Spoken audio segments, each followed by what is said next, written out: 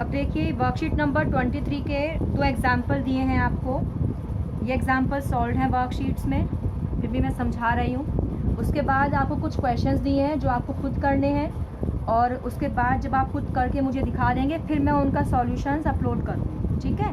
तो ये सॉल्व है इसलिए मैं समझा रही हूँ आपको। अभी वर्कशीट नंबर 23 के ही हैं, एग्जाम्पल नंबर 1, एग्जाम्पल नंबर 2।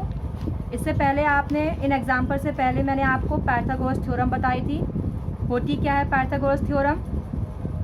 जो कैपिटल एच है, जो अमूद के सामने वाली साइड है, जो ट्राइंगल की सबसे बड़ी साइड होती है, उसका स्क्वायर किसके बराबर होता है? 2 बाकी बची हुई साइड के स्क्वायर के प्लस के बराबर होता है। अब हम इसी पाइथागोरस थ्योरम को अप्लाई करते हुए ये एग्जाम्पल्स करेंगे, क्वेश्चन सॉल्व करेंगे। तो पहला क्वेश्चन है आपका, the sides of triangle are given below, determine which of them are right triangles. यानी कि एक आपका मुसल्लस है, मुसल्लस की आपको यहाँ पे जाविया दी हुई हैं, ठीक है। 3 साइड्स होती हैं, तीनों आपको यहाँ पे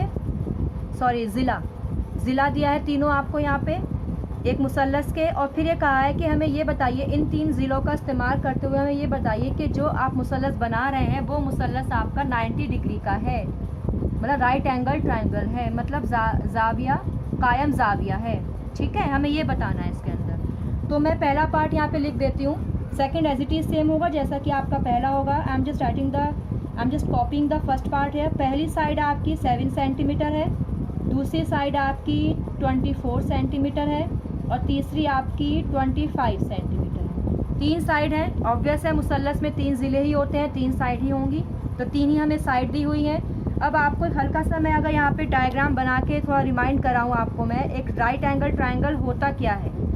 राइट एंगल ट्राइंगल की सबसे बड़ी खासियत, बल्कि खासियत का एक ही पहचान होती है राइट एंगल ट्राइंगल की, कि उसमें राइट एंगल होता है, एक 90 डिग्री का एंगल होता है। 2 नहीं हो सकते, क्योंकि 2 90 और 90 जुड़ के 180 हो जाएंगे, और पूरे ट्राइंगल का जो 3 एंगल्स का सम होता है वो ही 180 होता है। तो राइट एंगल हमेशा एक ट्राइंगल में एक ही होगा अगर हो रहा है तो, ठीक है। तो आपके यहाँ पे 90 डिग्री का एंगल है। अब एक साइड आपकी 7 है, एक 24 है, एक 25 है। इसमें आप ये देख लीजिए सबसे बड़ी साइड आपकी कौन सी है, क्योंकि आपकी जो कैपिटल एच होती है, जो आपकी वित्र होती है, जो आपकी हाइपोटेन्यूस होती है, जो इस 90 डिग्री के ऑपोजिट होती है, वो सबसे बड़ी साइड होती है। तो इसमें 7, 24 और 25, अमंग दीज 3, इन तीनों में से सबसे बड़ी साइड कौन सी है? 25 है, यानी कि ये आपकी 25 होगी। अगर ये राइट एंगल बनता है तो आपकी ये साइड 25 होगी। अब with the help of the Pythagoras theorem आपको क्या होता पता है कि H square equals to perpendicular square plus base square. Perpendicular मतलब अमूद, जो एक खड़ा है 90 डिग्री का ये जाविया, और बेस मतलब कायदा मतलब जिसके ऊपर पूरा आपका ये जाविया खड़ा हुआ है, बेस है कायदा, उस कायदे के ऊपर ही आपके एंगल्स बनते हैं। तो जो आपका 90 डिग्री का एंगल है वो आपका कायदा यानी बेस के ऊपर ही बना होगा, और जो आपकी इस एंगल के ऑपोजिट साइड है वो आपकी वित्र कहलाती, यानी कि कैपिटल एच कहलाती। ये आपकी पाइथागोरस थ्योरम है, ठीक है। ये कौन सी थ्योरम है? आपकी पाइथागोरस थ्योरम। अब यहाँ से देखिए आप, सबसे बड़ी साइड आपकी 25 है। अच्छा, हमें ना इसमें ये साबित करना है कि ये ट्राइंगल 90 राइट एंगल ट्राइंगल है आपका, हमें ये प्रूफ करना है। तो जब भी आपको कोई चीज़ प्रूफ करनी होती है, तो I told you so many times before कि whenever you got to prove anything, आपको उस केस में क्या करना होता है, you got to take left hand side first, then solve, उसके बाद राइट हैंड साइड लीजिए, उसको सॉल्व करिए, and if your both the sides are coming equal, only in that case you can say कि हाँ हमारा प्रूफ हो गया है। मतलब पहले आप h का स्क्वायर करेंगे, एक तरफ रख देंगे, फिर आप p square plus b square करेंगे, उसको एक तरफ रख देंगे, और अगर आपका इन दोनों की वैल्यू सेम आ रही है तभी उस केस में आप कह सकते हैं कि हमारा ये पाइथागोरस को सेटिस्फाई करता है। और जब कोई भी आपका चीज़ पाइथागोरस को सेटिस्फाई कर रही है, इसका मतलब वो 90 डिग्री का राइट एंगल ट्राइंगल ही है, क्योंकि Pythagoras theorem right angle triangle में ही लगती है। अगर राइट एंगल ट्राइंगल है तो पाइथागोरस थ्योरम अप्लाई होगी, और अगर पाइथागोरस थ्योरम अप्लाई हो रही है तो 90 तो राइट एंगल ट्राइंगल होगा। ये दोनों आपस में लिंक्ड हैं। अगर एक चीज़ हैपन हो रही है तो दूसरी 100% होगी। ठीक है, यही वजह है कि हम राइट एंगल ट्रायंगल को प्रूव करने के लिए पाइथागोरस थ्योरम को प्रूव कर दे with the help of these values. And once we have done this तो इट्स इजी टू प्रूव कि भाई it's a right angle triangle. तो I am just writing the Pythagoras theorem. The formula of the Pythagoras theorem is this: h square equals to p square plus b square. तो let us take left hand side first. Left hand side क्या बनेगी मेरी h square. And what is the value of h? I am taking 25 क्योंकि 25 सबसे बड़ी side है। तो जब भी कभी h की बारी आएगी तो h हमेशा सबसे बड़ी साइड ही ली जाएगी। तो 25 का स्क्वायर, और आपको पता है 25 का स्क्वायर 625 होता है। कुछ स्क्वायर्स आप याद कर लीजिए जो आपको बहुत ज़्यादा रिपीटेडली आपके क्वेश्चंस में आते हैं। तो 25 का स्क्वायर होता है 625। अब मैं यहाँ पे एक लाइन करके नेक्स्ट यहीं पे कर लेती हूँ, बट अगर आपके पास स्पेस है तो आप इसके नीचे करेंगे। तो अब बारी आती है राइट हैंड साइड लिखने की। राइट हैंड साइड क्या है मेरा? P square plus B square, P square plus B square. Perpendicular क्या है मेरे पास? अब देखिए, अब जब मैंने बड़ी साइड 25 ले ली तो बाकी की दो साइड मेरी बची हैं।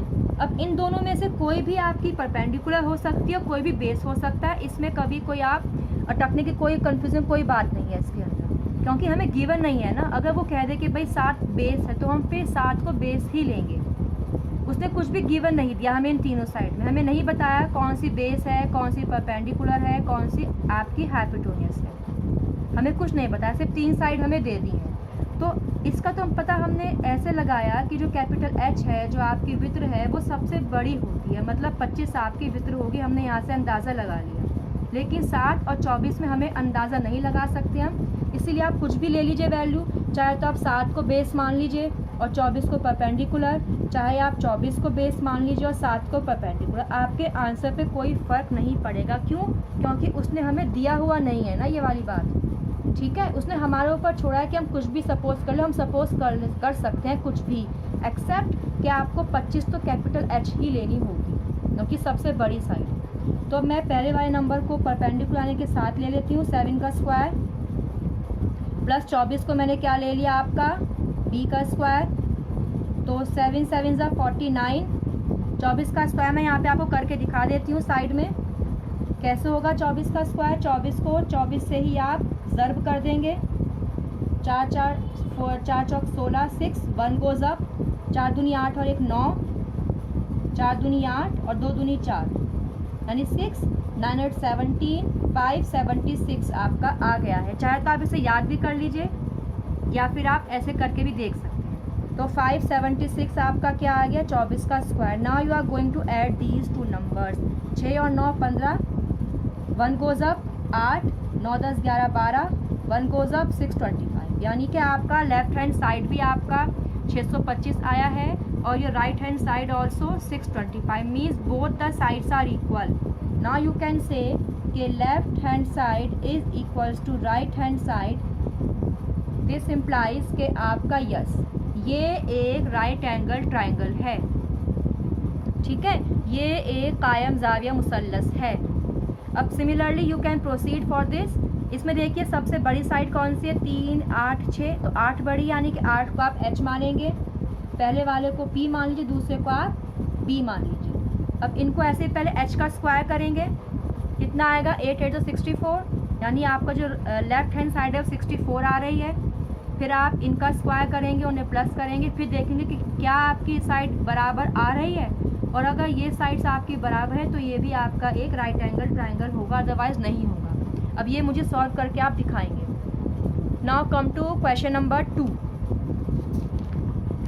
This is the last example of this worksheet, क्योंकि इसके आगे जो क्वेश्चंस हैं वो एग्जाम्पल नहीं है। मीन्स वो आपके अनसॉल्व्ड क्वेश्चंस हैं जो आपको करने हैं। Now the last example of this worksheet is, देखिए एक बात तो मुझे और बतानी है। इसमें आप हमेशा ट्रायंगल ऐसे बनाते हैं, लेकिन यहाँ पे ट्रायंगल ऐसे बना हुआ है। See, look at this carefully, you can see a अमूद, then a hypotenuse, then a base.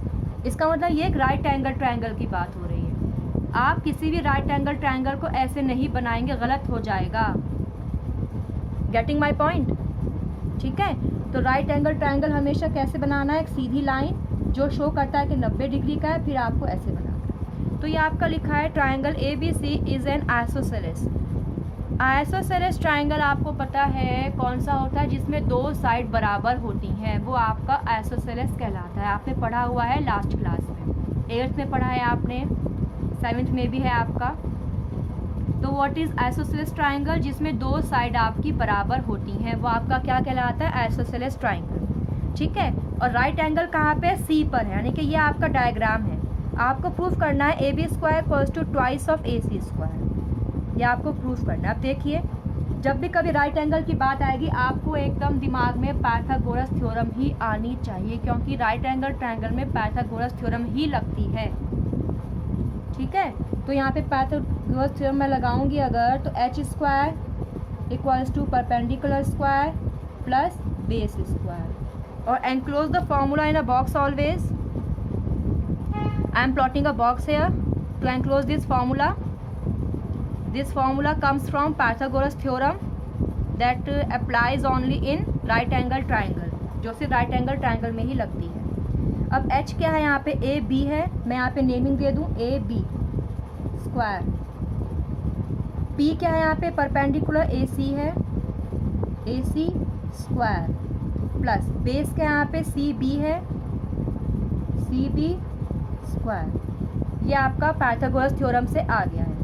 अब इसने कहा है कि आइसोसेलेस ट्रायंगल है, मतलब दो साइड इसकी बराबर है। तो देखो, as I told you before के hypotenuse is the longest side of a right angle triangle. Means जो आपकी हाइपोटेन्यूस है वो सबसे बड़ी, जो आपकी वित्र है वो सबसे बड़ी साइड होती है। तो इसका मतलब बाकी जो दो बची साइड है वो ही बराबर होंगी आपस में। तो AC किसके बराबर होगी, BC के। तो आप इसको AB square equals to AC square, और BC को भी आप AC लिख सकते हैं, क्योंकि आपका क्या है, बिकॉज AC बराबर BC। क्यों, क्योंकि आपका आइसोसेलेस ट्राइंगल है, इसीलिए। अब AB स्क्वायर, AC और AC, देखो यहाँ पे मल्टीप्लाई का निशान नहीं है, यहाँ प्लस का है। अगर होता मल्टीप्लाई का निशान तो AC की पावर 4 लगा देती मैं, 2 पावर 2 को प्लस करके 4 बन जाती, but there sign of plus, यहाँ प्लस का निशान है, तो इसलिए इनकी पावर्स ऐड नहीं होंगी। एक AC 2 AC स्क्वायर। ठीक है। और देखो आपका ये आ गया, तो यहाँ पे मैं लिख दूँगी हैंस प्रूफ, और इसे आप बॉक्स में कर दीजिए। अब आपके यहाँ पे वर्कशीट नंबर 23 पूरी हुई है एग्जाम्पल के साथ, लेकिन अभी क्वेश्चंस हैं, तो अभी वर्कशीट नंबर आपकी पूरी नहीं हुई है बेसिकली अगर देखें तो। लेकिन हाँ, विद एग्जाम्पल और आपकी थ्योरम जो प्रूफ है वो पूरा हो गया है। इसके बाद अब मैं आपको क्वेश्चंस कराऊंगी, जो मैं थोड़े एक दिन के बाद करूँगी, ताकि आप उन क्वेश्चंस को पहले कर लीजिए, अपना थोड़ा दिमाग यूज़ करिए। Then I will upload the solution of worksheet number 23।